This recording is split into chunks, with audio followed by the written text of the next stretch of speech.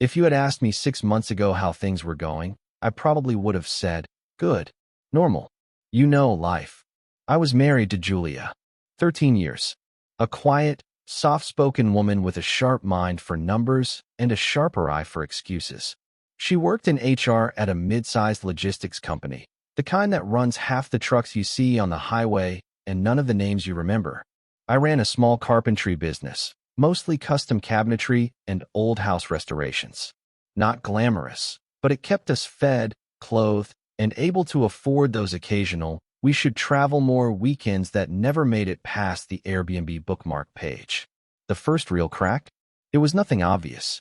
That's the thing about betrayal. It doesn't arrive with fireworks. It creeps in, like water under drywall. She started working late. Nothing too unusual at first. Performance reviews, end of quarter filings, some internal restructuring. I didn't ask questions. I trusted her. You're supposed to trust the person you share a mortgage with, right? But then came the changes. New makeup she didn't wear for me. A perfume I'd never smelled before, floral with a sharp edge. Her wardrobe shifted from cozy to curated. Nails always done. Hair always just a little too perfect for someone supposedly staying at work until 9 p.m. Still, I said nothing. You don't want to be that guy, the insecure one. The one who checks phones or questions every eyeliner flick. But silence doesn't equal stupidity. The night I started really wondering, it was raining. I'd made dinner. Nothing fancy, just pasta with grilled chicken. She walked in late, soaked but smiling. Her cheeks were flushed, and she smelled like white wine and expensive shampoo. I'm sorry, she said, brushing past me. Work dinner. Forgot to text. Exhausted. She kissed my cheek like a mom late for school pickup. I watched her disappear down the hallway, leaving water droplets across the hardwood I'd installed myself. I stood there staring at her half-empty wine bottle in the trash. We didn't keep that brand in the house. The next morning, I did something I told myself I never would. I checked her phone.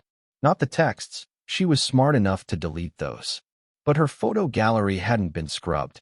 There were pictures from a conference she'd gone to last month. Selfies in the hotel mirror. A few shots of the skyline from the 17th floor. Then one I wasn't supposed to see, not because it was graphic, but because of the detail.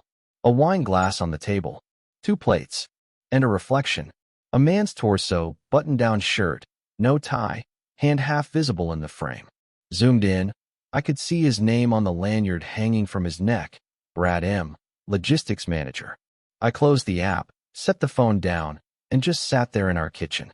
Everything looked the same, but none of it was. The thing about betrayal is that once you've seen the first piece, your brain starts assembling the rest like a jigsaw puzzle you didn't ask to solve.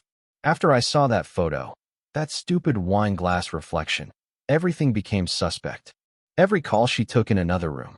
Every don't wait up. Every time she smiled at her phone and didn't offer to share the joke. But I didn't say anything. Not yet. Instead, I played dumb. Poured her coffee like I always did. Asked how her day went like I actually believed her answer. Busy, she said one morning, swirling almond milk into the cup I handed her. Brad's department keeps screwing up the routing data. We're trying to fix it before corporate finds out. She said his name so casually, like it didn't mean anything. Like I hadn't seen the man's lanyard hanging against her wine glass. Brad, I repeated, just to hear it again. She nodded. New guy? You'd like him. One of those fix-it types. Straight shooter. Fix-it types. That used to be me. He married? I asked, just to see if her voice would catch. She didn't flinch. Divorced. 2 kids. I think he's dating someone in accounting. And just like that, I knew she'd rehearsed the answer. That night, I messaged my buddy Marcus. We'd gone to college together, and he worked in cybersecurity now, handled a lot of divorce forensics, the digital kind. Hey man, can I ask you something kind of sketchy? 10 minutes later, he called. Who's cheating? Maybe no one. I lied. But if I wanted to check, like, hypothetically, what would I need? There was a pause, then a sigh. Look, I don't do snooping for jealous boyfriends. But if this is your wife, and you've got reason to believe she's stepping out, I can help. I told him about the photo, the hotel, the wine. He didn't laugh. He just asked for access to her backup email and calendar. People hide things from their partners, he said. They rarely hide them from their routines. 2 days later, he called me back. "Check your inbox," he said. I opened the file. For calendar entries. Client dinner, 7 p.m. Brad, Q3 prep. Late shift cover. Team building session. Every one of them was followed by a charge to a hotel in the same part of town. Same hotel. Same damn room type. Suite. King bed. My hands were ice cold by the time I reached the end of the list. 7 different bookings. 5 overnights. I stared at the screen, but I wasn't reading anymore. I was remembering the weekend she said she was sick and needed time to herself. The night she said she had a migraine and turned her back to me in bed. The conference where she came home glowing and didn't touch her suitcase for 3 days. I closed the laptop and just sat there. I didn't cry. I didn't scream. I made a list. A short one. Asterisk Brad M. Asterisk hotel receipts. Asterisk calendar screenshots. Asterisk security footage. Because if I was going to confront her, it wouldn't be with questions. It'd be with evidence. And I'd make damn sure she knew. I wasn't just the man she cheated on. I was the man who watched her lie over coffee every morning and smiled. I didn't pack a bag. Didn't slam a door. Didn't leave a note. I just didn't come home. That Wednesday, Julia had another late meeting. Same story, different outfit. Hair curled, heels on, perfume like she was walking into a date instead of a logistics department. I kissed her on the forehead before she left, told her to have a good night. She smiled. That smile. The one that used to mean something. Now it just looked like a mask stretched too tight. As soon as she pulled out of the driveway, I got in my truck and drove, not far, just enough to breathe. I stayed at a cheap motel 15 minutes away. Not classy, but clean. I wasn't hiding from her. I was watching, waiting, testing one thing. Would she even notice? She didn't. Not that night. Not the next morning. Not even a, "Where are you?" text. Nothing. So I waited longer. Thursday afternoon, I called in sick to my crew and sat in the motel with a cup of burnt coffee and a borrowed laptop. My buddy Marcus had sent more files, screenshots, receipts, browser history synced from her work account. He even cracked into her deleted photo cache. I saw everything. Selfies and bathrobes. A room service tray with 2 forks, 2 drinks. A blurry mirror pic, his hand on her hip. Her smirk. That smug, drunk on your lust smirk. Brad M. The coworker. The logistics guy who was just a friend. He wasn't even good looking. Just convenient. Available. The kind of guy who could make her feel exciting without asking her to change. I should have felt rage. But it was something colder. Clarity. The truth didn't stab, it settled. Like dust after a demolition. You don't scream. You don't gasp. You just stare at the rubble and think, so this is what was under it all along. By Friday, I've been gone 3 nights. Still no message. No missed calls. But she was active. I saw her Instagram. A shot of a cappuccino at a fancy cafe. Caption, finally slowing down. Hot beverage sparkles, someone commented. Deserved. Girl. She replied with a heart. I stared at that heart for a long time. That night, I drove home. Quiet. Late. Her car wasn't in the driveway. I let myself in, walked to her bedroom, opened the closet. Her red suitcase was gone. So was her black dress. And, I'm guessing, her conscience. I left again without turning on a single light. That weekend, I made arrangements. Separate bank account. Forwarded my mail to the shop. Found a lawyer. Quiet guy. No billboards. Specializes in discreet exits. I told him everything. Showed him the screenshots, the calendar overlaps, the hotel charges. He listened without flinching, just nodded and said, "You're not the first." Then he said something that stuck. "You don't win this with fire. You win it with ice." That's when I knew exactly how I'd handle it. I wasn't going to shout. I wasn't going to break dishes. I'd hand her the truth, cold, clean, undeniable. And then I'd walk away while she stood there, trying to figure out when the floor vanished. By Monday, I was back home. Not because I missed her. Because I needed to look calm. Composed. Predictable. The man she thought she could lie to forever. She was already home when I walked in, barefoot in the kitchen, glass of wine in hand, scrolling on her phone. No guilt in her posture. No hesitation. "Hey," she said, like I'd just gotten back from work, not 3 days of ghosting. "Hey," I replied. Everything good? She nodded, walked over, kissed me on the cheek. That same mechanical kiss. Same programmed smile. If she noticed I hadn't shaved, hadn't slept much, she didn't say anything. Instead, she poured another glass and asked, "Want pasta tonight?" Pasta. Like things were normal. I smiled. Yeah, that'd be nice. She turned back to the stove, and I watched her move around like it was her kitchen. Like it wasn't mine before she even moved in. The whole dinner played out like a badly directed scene from a show I used to love. She asked about my work. I asked about hers. She talked about Q4 projections. I nodded. Then I dropped it. "Oh, by the way," I said, casually twirling spaghetti around my fork. "Ran into a guy named Brad last week. Said he knows you." Her fork froze halfway to her mouth. Just for a beat. But I saw it. Her face didn't change much, though she was good. She shrugged. "Brad M. Works in logistics." "Yeah, that's the one." She sipped her wine. "Funny. He mentioned you too." "Really? What did he say?" She looked at me, I squinting just a bit, like she wasn't sure how much I already knew. "Said you seemed cool. Thought it was funny we hadn't all grabbed dinner yet." That was bold. I smiled. "We should do that." She smiled back, tight, unsure.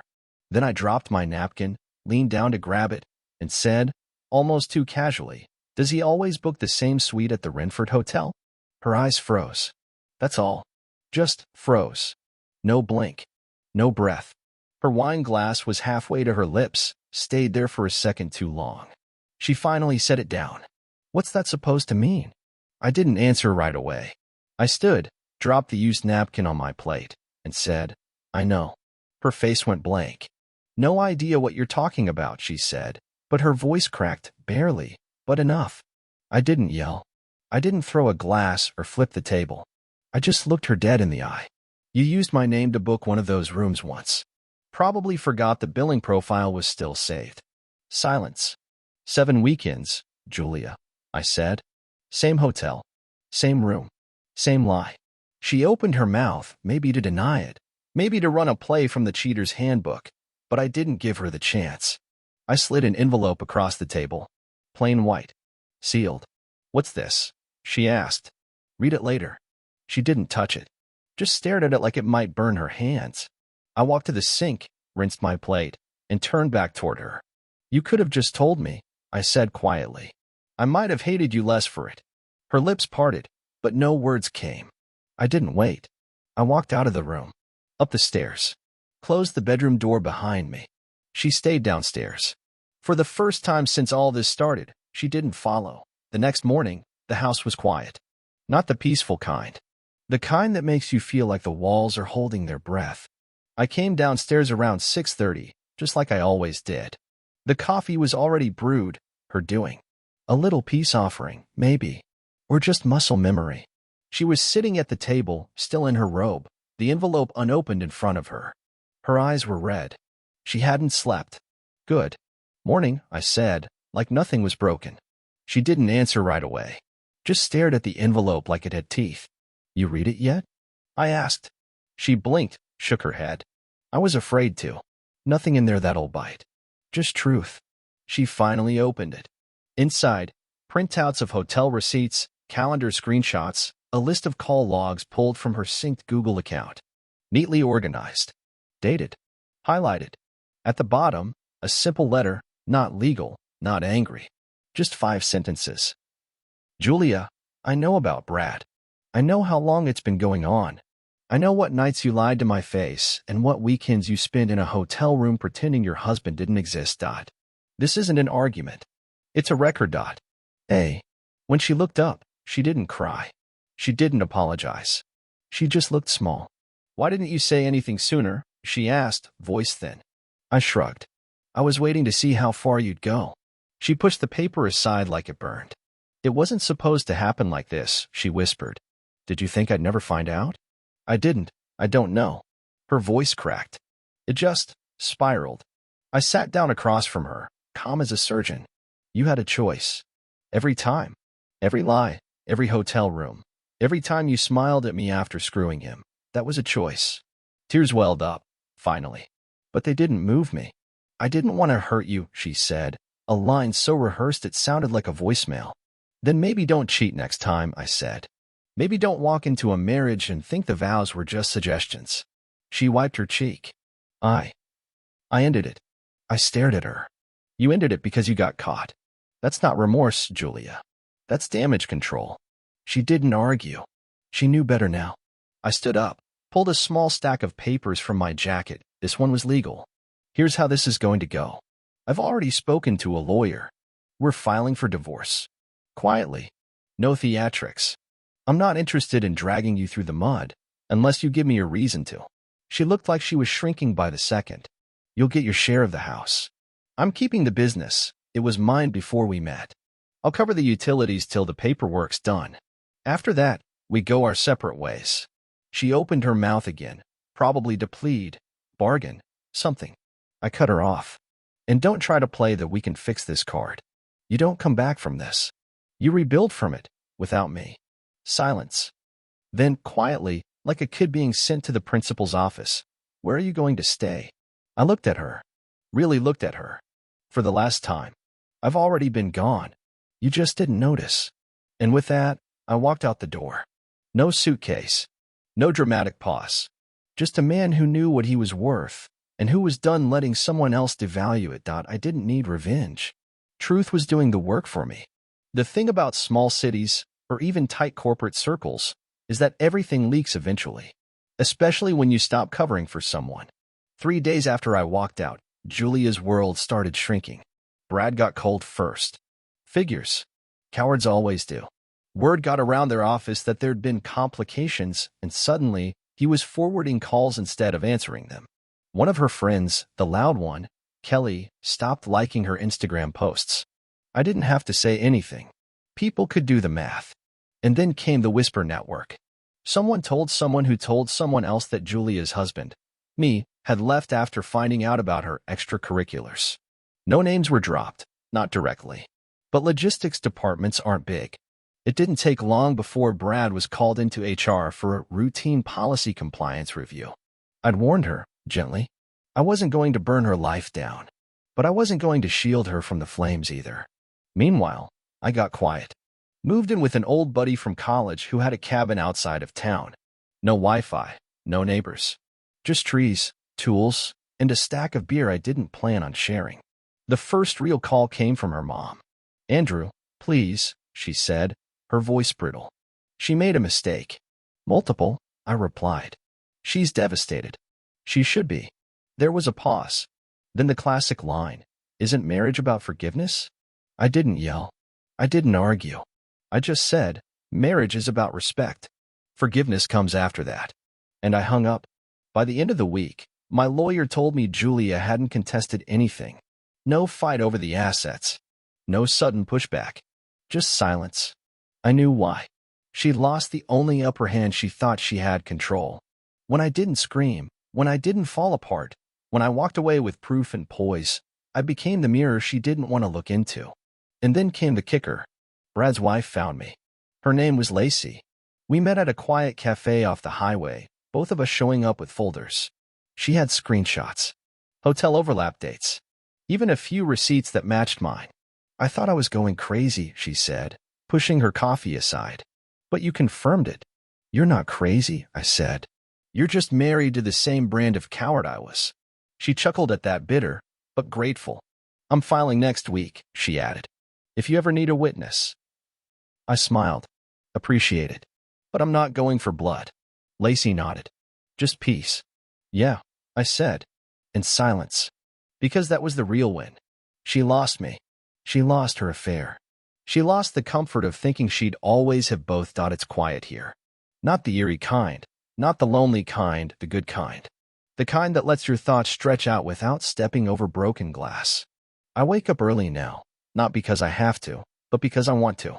Coffee tastes better when you're not drinking it across from someone who's lying to your face. Sunlight feels warmer when there's no shadow hanging over your head.